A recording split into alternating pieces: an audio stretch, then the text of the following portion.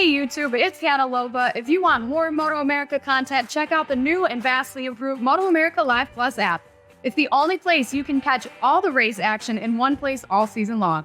Click the link in the description below. And then we have Herfoss, Bobby Fong, and James Rispoli just outside of there of row 2. Crazy to see Tyler O'Hara, who's won here before, back there on the third row, but expect to see him charging forward. Max Flinders, Jake Lewis, Corey West, Travis Wyman, and Ruben Chouse. See Ruben back, and Danny Spina is going to round out our field. 13 riders, Greg, here at Laguna Seca.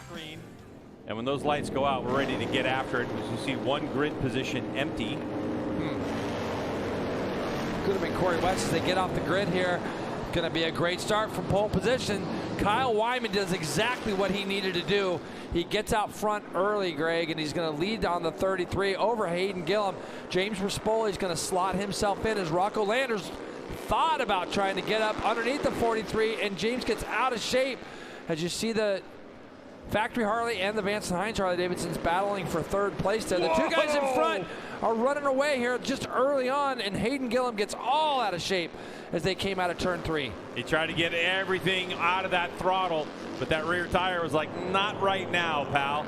As the 33 Kyle Wyman looking pretty smooth out front, and has in qualifying and the sessions. His teammate James Rispoli behind him, though, really struggling to keep his Factory Harley Davidson in the line, but all eyes on the 33 of Wyman. Wyman gets out over the curbing and had to wait, as does, looks like Tyler O'Hara did the exact same thing. It's difficult to turn on that curb, and as Rocco Landers now slots himself past Rispoli for third.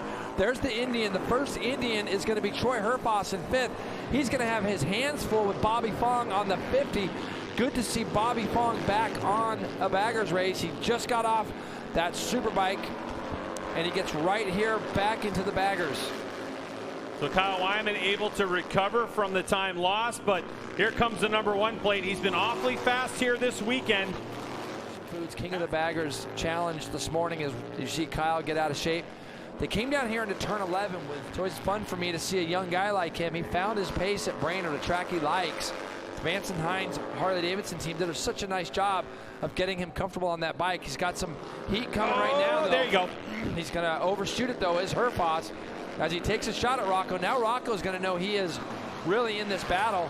And for Rocco Landers, the young racer, he is not afraid of racing it up. I mean, he actually loves it. He's really good in the championships he's won in MotoAmerica, checking out. But when it comes down to it and push comes to shove, Rocco Landers loves great competition.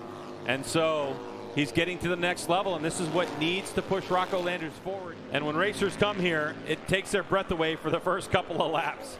And then it becomes just another corner to navigate. Oh, wow, Herfoss is down. Out wide, and it looked like he touched the dirt and went down. So Troy Herfoss, who was in 4th place, just threw away the championship lead as Kyle Wyman comes across the stripe and takes the white flag. So it's the final lap, as now Herfoss is going to try to get to his machine and see if it's rideable and salvage any points. And with vertebrae that are not right in the back, as you can see, Hayden Gillum went wide, and Rocco Landers has got himself up into 2nd. So Hayden Gillum makes a big mistake down into turn 2. It's going to be Rocco in 2nd. Kyle Wyman with a big lead now.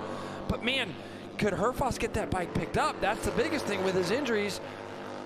Boy, for Rocco Landers, that looks like that's a bag, I believe, from Bobby Fong's machine that's sitting there. But for Rocco Landers, Jay, he's only had 1 podium so far in Mission King of the Baggers, and that was in Brainerd race #1, and it was a 2nd place finish. Can Landers get it done again for Hayden Gillum? That big mistake. Boy, it really works the tires. These 620-pound motorcycles work those Dunlop tires. Herfoss still out on the racetrack. He got back up, didn't he? And now he's smart. If he can get it around to the checkered flag and gain some valuable points, even if it's... Hayden makes another mistake. Yeah, even if it's for Herfoss getting like 4 points to get 12th place, that would be pretty incredible. But it's all about this guy right now, Kyle Wyman. He came here in dominating fashion. He's been fast all weekend. And for the 33 of Kyle Wyman on the Harley-Davidson Factory Racing Road Glide, wheel in the air, headed to the checkered flag as he has a look over his shoulder, and it's Kyle Wyman who wins Mission King of the Baggers race #1. Rocco Landers with his 2nd podium for Revzilla Motul Vance and Hines Harley Davidson, and his teammate Hayden Gillum in 3rd. Bobby Fong comes across the line in 4th place. Wow. Kyle Wyman gets to stand on top of the podium. Troy Herfoss ended up 11th with 5 points. We cannot wait to do this again. For Hannah and Jason, I'm Greg. Join us tomorrow for race number 2.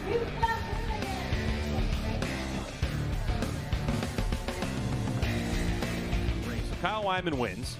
Rocco Landers, his second podium in this class. In second, Hayden Gillum third, Bobby Fong, and Ruben Chouse in 10th place. Let's get to Hannah.